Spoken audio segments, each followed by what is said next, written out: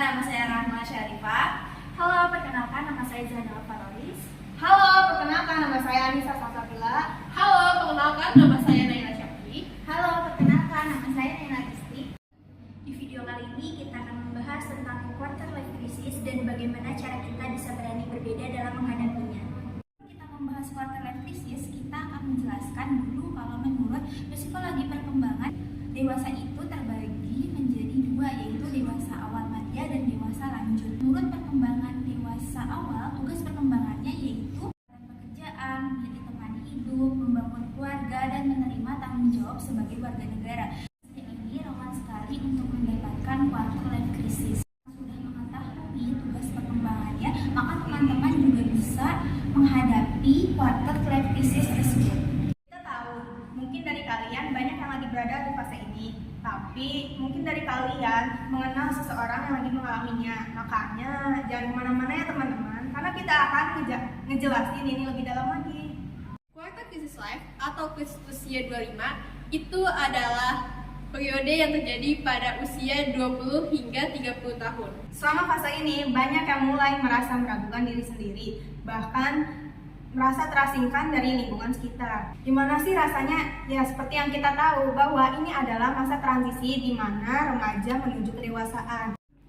Kita sering merasa bingung tentang keputusan yang kita ambil dan masa depan yang penuh ketidakpastian. Nah, teman-teman, itu bagian dari quarter life crisis. Lalu apa sih yang menyebabkan quarter life crisis ini?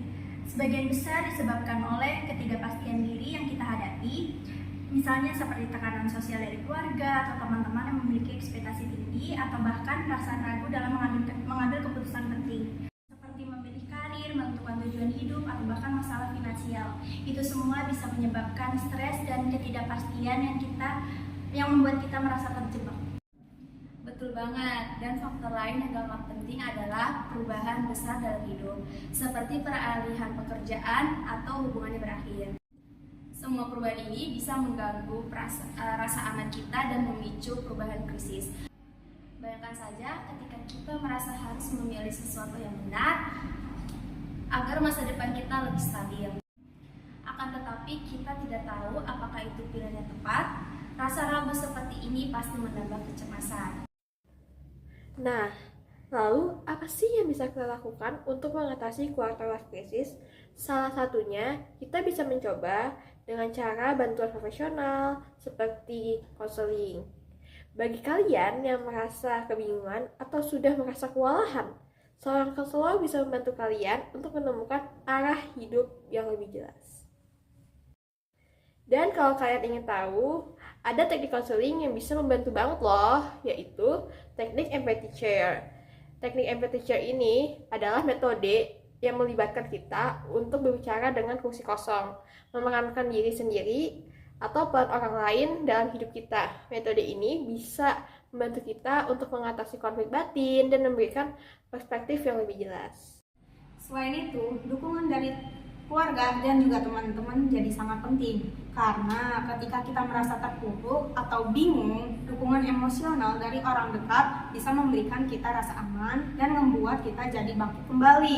Maka dari itu, coba deh buat cari lingkungan yang positif dan ngedukung kita untuk tumbuh, bukan yang membuat kita merasa tertekan. Satu hal yang gak kalah penting yaitu berani untuk mengenali diri kita lebih dalam. Cobalah untuk introspeksi, kenali keinginan dan potensi diri kita. Jangan takut untuk berbeda, memilih jalan yang mungkin gak kebanyakan orang. Setiap orang mempunyai perjalanan yang unik dan gak ada yang salah dengan mengambil langkah yang mungkin berbeda dari orang lain. Setuju, quarter life crisis bisa menjadi tantangan terbesar, tetapi juga bisa menjadi peluang untuk diri kita menentukan jati diri kita sebenarnya. Jadi, jangan takut untuk menentukan ketidakpastian dan berani mengambil keputusan agar diri kita bisa berkembang. Jadi, itu dia pembahasan kita tentang quarter life crisis dan bagaimana cara mengatasinya. Ingat, krisis ini adalah bagian dari perjalanan hidup kita yang kita bisa atasi dengan berani menghadapi ketidakpastian. Nah, teman-teman, jangan ragu ya buat cari bantuan kalau kamu merasa butuh, baik itu dari keluarga, teman, bahkan seorang profesional. Dan selalu ingat, berani justru itu membawa kita ke jalan yang lebih baik lagi. Nah, apakah Sohib sudah paham? Paham. Segitu aja pembahasan dari kami. Sampai jumpa di video selanjutnya.